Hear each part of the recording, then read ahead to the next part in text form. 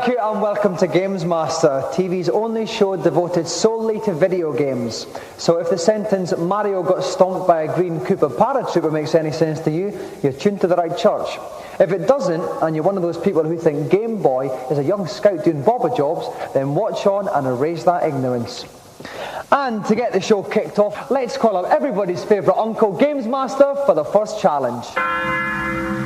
Greetings, and I'd like to take this opportunity to say how delighted I am to see you again. If you enjoyed last week's challenge, I think you'll find tonight's three little jaunts an absolute hoot. First off the starting blocks, an endearing young fellow by the name of Sonic the Hedgehog. Your task? You have 2 minutes to collect 150 rings or more on the second level of an area known as the Green Hill Zone. These rings are dotted around a tropical landscape plagued with all manners of hostile creatures and booby traps, every one of them intent on thwarting young Sonic's progress. And beware, the slightest collision will cause you to lose all your rings, and the challenge will be over. So, 2 minutes, 150 rings or more. Happy hunting? And trying to find the rings on this prickly challenge is Alex Berry from Stanmore.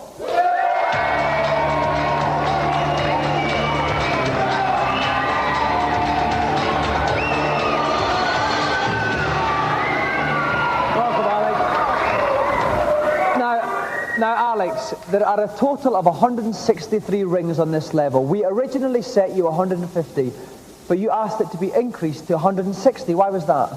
Because it was just a great challenge, and I want to show everyone that I'm the master. So. Right, but you think you can even do that in 2 minutes? Yep, no problem. Well, I certainly admire your pluck, young man. It's nice to see such flushing confidence in you. Would you like to plonk yourself down in our games playing chair? We'll get ready to start. And joining me in the pulpit is a man who knows more than most about this machine, Sega Power Magazine's deputy editor, Neil West. Neil, welcome to Gamesmaster. Thanks, Dominic. Now, we have a very cocky young competitor here. What advice could you give him? Certainly do. 150 is tough enough, but 160. Basically, you can whiz through this level very quickly, but you'd miss the rings. There are some very tricky stages, so pick up an invincibility shield before you take them on. That's my advice. Okay, is our competitor ready? Yep. Then, Alex, your 2 minutes begin now. Okay, off he goes. 4 rings straight away, no problem. Right, we can see the clock in the top left-hand corner, the number of rings he's got underneath it. So he's on 9. He started quite well. He's not doing too badly. As you can just see, he curls up in a ball when he jumps, and he can actually kill the baddies. What he's got to watch out for is if he walks into a baddie, runs into one, or just lands on top of one after falling, then he takes a hit. And the problem there is that he drops all his rings. You've got to remember, there's only 163 in the whole level. He's after 160, so he really can't afford to miss any whatsoever. Okay, well, he's coming up for 30 seconds just about here. Nearly a quarter of the way through. Oh, what's this? That was a little television screen inside those. Oh, my word, he's the power. He just smacked through some walls there. He did. The one he just picked up gives him speedy moves, make him faster. Those two there have 10 rings each, and now he's got, you see he's surrounded by a sort of glow. That's an invincibility shield. Oh, he's got at some speed here, isn't he? Oh, he just missed the spikes. So that was a little bit of a close encounter. He's doing. Oh, my God, he's up on some roof there. He's got an extra life and he's collecting rings. He's up to 76. 76 rings, 47 seconds gone. He's doing remarkably well, halfway through the amount of rings. Yeah, he's doing very well indeed. While he's got that shield, it protects him. He can collide into a baddie and he won't lose the rings. Very, very useful. Oh, now what's this lovely little Spangle Sherbert dab around? Well, he's obviously had his ready break. It also means that he can bump into baddies without having to curl up into a ball. So that's going to help him a lot. I see. So we're just over halfway through. 109 rings. It's going to be quite close here. Okay. Well, he's got a lot of rings in a short amount of time, but he's taken all the easy ones. He's now got to explore the sort of trickier parts of the level and discover all the ones that are hidden in different places. Okay, there's another 10 rings here. 10, 126 rings, and he's got catapult. 14 rings left. He's got 35 seconds left. He should do this. 142 rings left. It's going to be very close. Oh, 150. 10 left. Find another 10. 10 rings left. 30 seconds to go. He should do it. Oh my word! Now he's going in here looking for some more rings. There's another 10, and he's got 160. He's got to get out in 25 seconds. He's out. He's got it.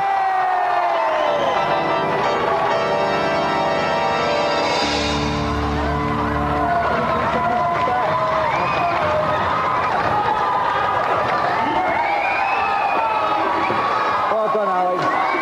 Now, Alex, you had 23 seconds to spare. You made it look easy. Was there ever any doubt in your mind? Yeah, there was a couple of times because The only way I could get 160 rings was to bash through the wall, and I'm not very good at that, and I thought I was going to mess it up. Okay, well, as one of our games playing champions, you win the prize that sits lovingly on anyone's mantelpiece, the Golden Gamesmaster joystick!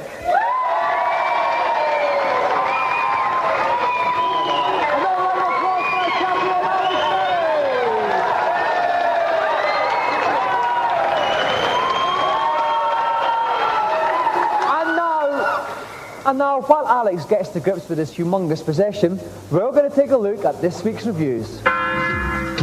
This week, oil your deltoids and unsheath your weapons as we look at beat-em-ups.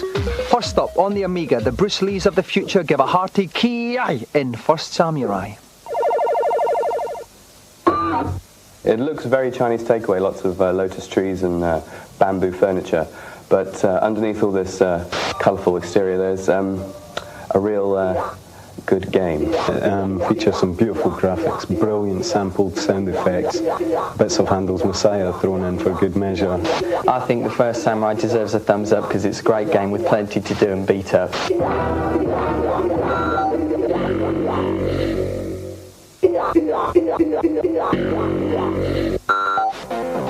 Next, also on the Amiga, we enter the murky underworld of Pit Fighter. 3 butch contestants trade below-the-belt action in an orgy of unrestrained violence. Pit Fighter's less of a beat-em-up, more of a sort of kick the living crap out of everybody em-up. It's boring, you don't have that many moves. The computer tends to decide what you're going to do next. It's not so much counter-attacking your opponent's moves, more just mindly stabbing the fire button and wiggling the joystick seems to be just as effective.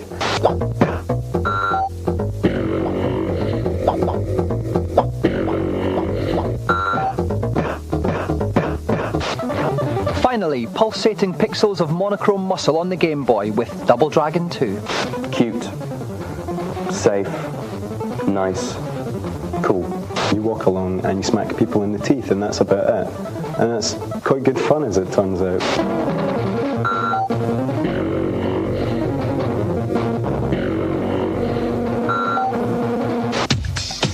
And now for this week's hardware feature.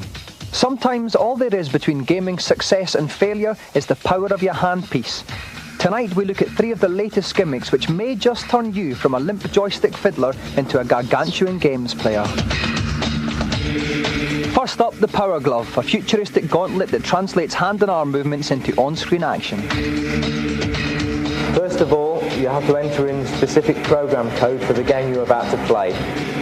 This game here is Top Gun and the program code is number 3, so I'm now entering program 3. If I pull up on my hand, the plane goes down. If I push forward with my hand, the plane goes up. Small movements to the left bring the plane round, banking to the left, and the same with the right. When I want to fire my missiles, I simply press my index finger, as so. The glove's pretty good to use. It feels like you're more in the game, and you do get a sweat using it. Next, use your feet as well as your fingers with the QuickJoy foot pedal.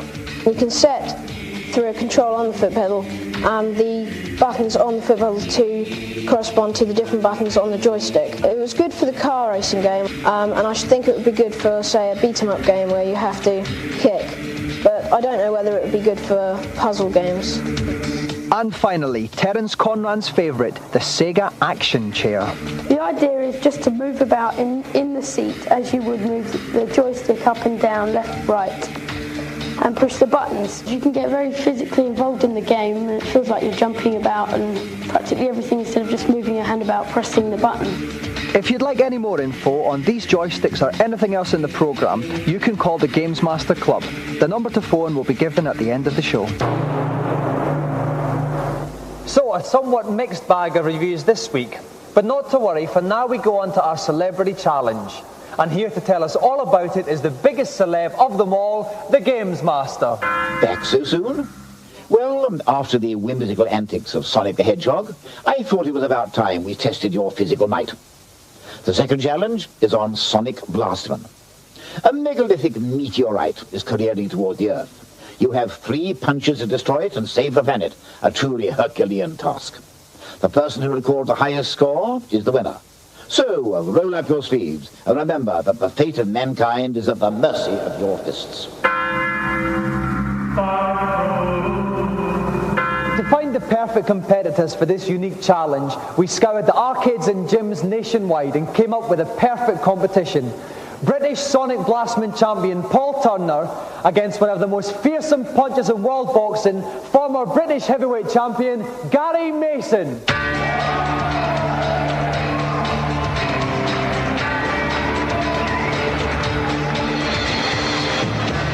Welcome, Gary.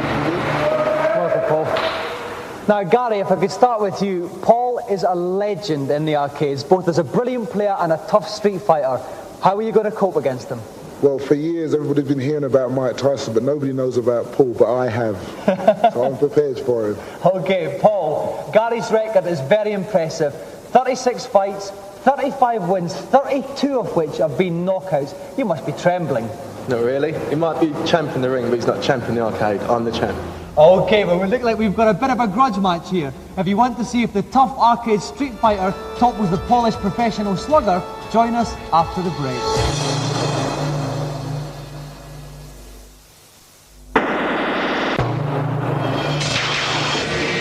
Welcome back to Gamesmaster, where we're about to see rough, tough arcade street fighter Paul Turner take on the polished professional punches of Gary Mason.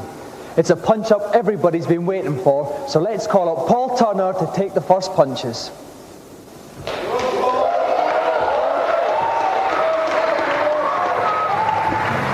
And joining me in the pulpit to keep me out of harm's way tonight is Tim Boone from Computer and Video Games Magazine. Welcome, Tim. Hello, Dominic. Okay, so who's your favourite then? Well, I've seen Paul in training and he's looking very good indeed. However, you have to be a fool to bet against Gary Mason, so that's who my money is on. Well, call me a fool, but I'm going to put my money on Paul, Tim. You're on. Okay, so 3 punches to destroy the meteorite. Whoever has the most tonnage at the end of the 3 punches wins the fight. Paul, will you take your first punch? Here he goes, winding up. Great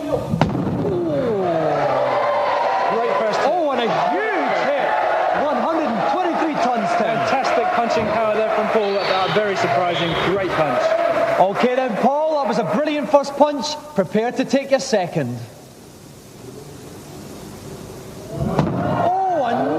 Massive one there, Tim. Not as good, not as good. You could tell with the way that the pad slammed down, he hadn't quite caught it in exactly the right place.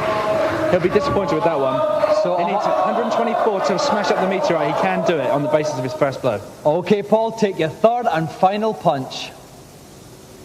Is that a good one, Tim? It was a good one, but it wasn't enough. 106 tons.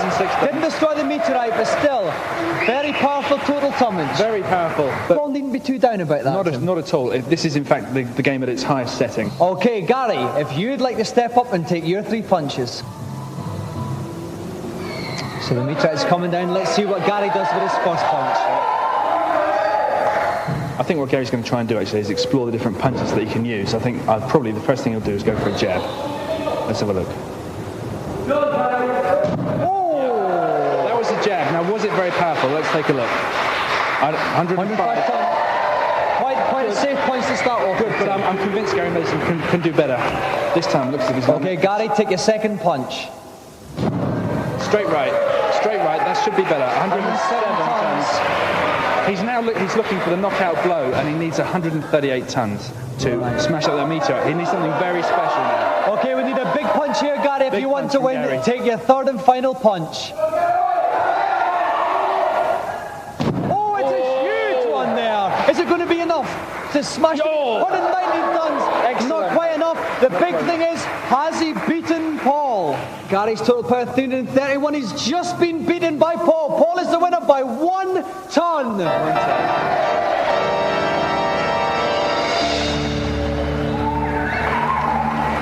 Commiserations, Gary. You had a lovely combination of punches, but it wasn't quite enough on the day. No, it looks as if losing is becoming a habit for me these days. If I could go on to the winner, Paul, I mean, that was stunning. I just done it. It's just on the spur at the moment, and I had to beat him. Okay, got to remain a champ. Now, you've beaten Gary on the game. Can we see a match in the ring between the two of you? There'll be a rematch. He knows where to find me. Any arcade, any day. I'm still the champ, and that's where I want to stay. And what have you got to say to that, Gary? Well, I'll be scouring all the arcades during my lunch hour looking for Paul Turner.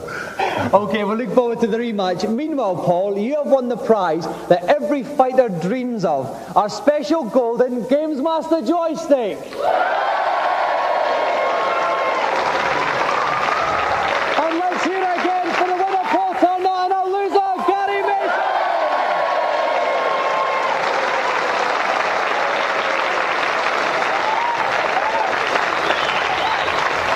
And now, while I show Gary an alley shuffle or two in the car park, let's find out the latest tips and cheats Gamesmaster has for us in his consultation zone.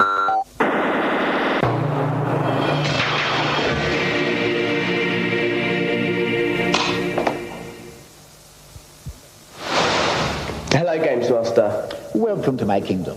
I am delighted to see you. And what have you got to ask me? After hours of playing on level 3 of Strider, I cannot get past the closing rules section without hearing you getting squashed. Can you help me?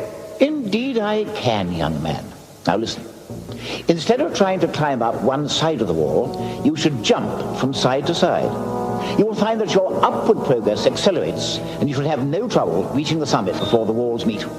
Cheers, mate. Bye. Next, please. Hello, Gamesmaster. Hello, and nice to see you. Now, what can I do for you? I heard in Super Mario Bros. 3 there's a secret whistle in the first world, which enables you to warp into a later level. I don't know where it is. Do you have any idea? Do I know where it is? Oh, the audacity of you. Of course I do. The whistle is on level 3 of the first world. But bear with me, because finding it is a little complicated. You will need to jump on top of the 5th block of the level, a white one, then squat for 5 seconds. You will then fall behind the background scenery. Once there, go to the end of the stage, and you will enter a house where the first whistle is kept. Thanks a lot. Next up, please, and hurry along there. Hello, Gamesmaster. In Robocop, how do I kill the 2 people at the end of level 2? Good question. Good question indeed. Actually, contrary to popular belief, you don't have to kill both of these men, as one of them is actually the mayor being held hostage. You need to select the machine gun, and then, whenever the mayor in front ducks down, shoot the man behind. If you shoot him 3 times, he'll release the mayor and come charging towards you. When this happens, punch him, and he will eventually die. Right, thanks. Not at all. And I think that's enough goodies for this little session, though I must admit I do rather enjoy my role as agony uncle. Make sure you tune in for our next rendezvous. So, some juicy computer tidbits this week. Now for our final challenge, let's see what Gamesmaster has planned. My final challenge tonight is on lemmings. The lemming is an exasperating breed of rodent that seems hell-bent on committing suicide. You're charged with delivering a certain percentage of these creatures to safety by guiding them through a tricky obstacle course. But the only way you can do this, I'm sorry to say, is by blowing up some of the lemmings to make holes that the others can fall through. Once a lemming has been programmed to explode, it takes 5 seconds to self-destruct. Perfect timing is therefore required to ensure that the lemmings explode over the sections of the puzzle where there's no furnace.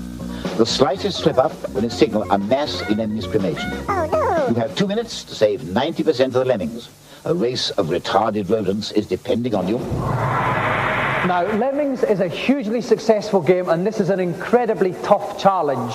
So we tried to find one of the best Lemmings players in the country, and we found him in Leicester. Please give a succulent Gamesmaster welcome to Robert Clark.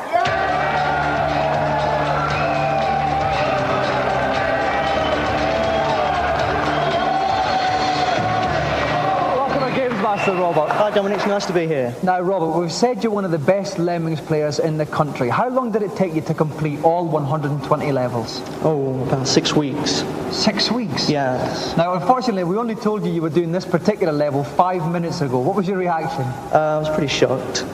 Do you think you can clock it? I'll have a go. Okay then, if you'd like to go and sit yourself down in our pine hot seat, we'll get ready to play the game. Okay.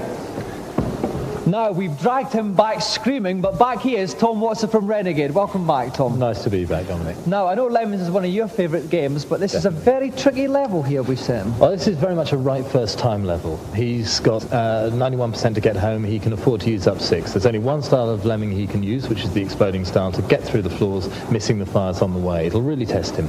Okay, well, let's see if Robert's up to it. Robert, are you ready? Then start saving those lemmings.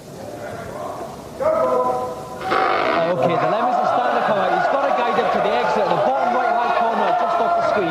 Tom, how does he go about it? Well, what he's got to do, Dominic, is set up a series of time charges on selected lemmings. You can see the counter working its way down. There are a number of safe compartments on the way. What he's got to do is make sure that all the explosions only take his Lemmings through the safe compartments and not the ones with the deep fryers. He's losing a few, but he may be all right. Now he's dropping them straight down. He is doing well. Let's see if he's just doing well enough, because it is 91% that he has to get back. It's a high total. It's very, very tense here. He may be still working on the Lemmings, but there's 1 minute 18 seconds down now. He's got 2 minutes. So 1 minute 14. He's probably got enough time to bring them home. It's just, will it be enough? You can see the percentage counter clocking them as the Lemmings get home, but it's 91% that we're looking for. He lost a few in the prize. That's all the Lemmings out now. It's very, very tense here. We can see the percentage going out in the bottom right-hand corner of the screen. It's got to get to 91%. It's going to be very, very close here. I think he's all right on the timer. It really does come down to this percentage mark. Now he's just tipping 60. We can see the concentration of Lemmings at the end where he's sped up the release rate. Right, and the crowd are going wild here as well. We're going to do it 74, 75. He's going for 91. 80,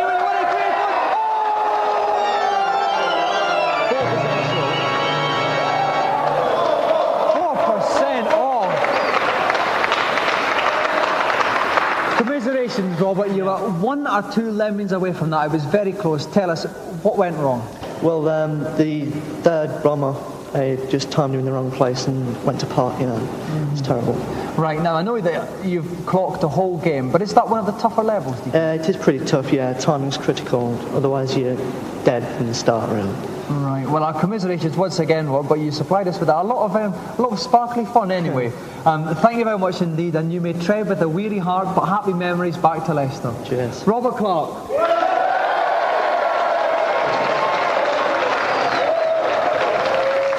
So, with that exhilarating but ultimately fruitless effort, tonight's show comes to an end.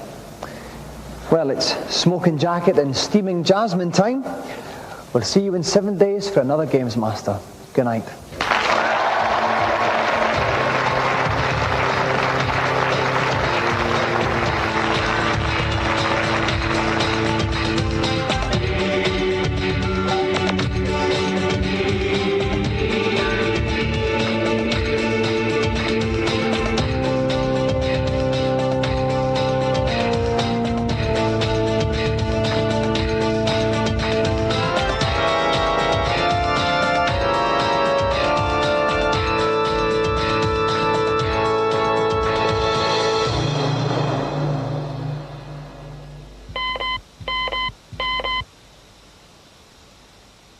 Now for that information about the Gamesmaster Club.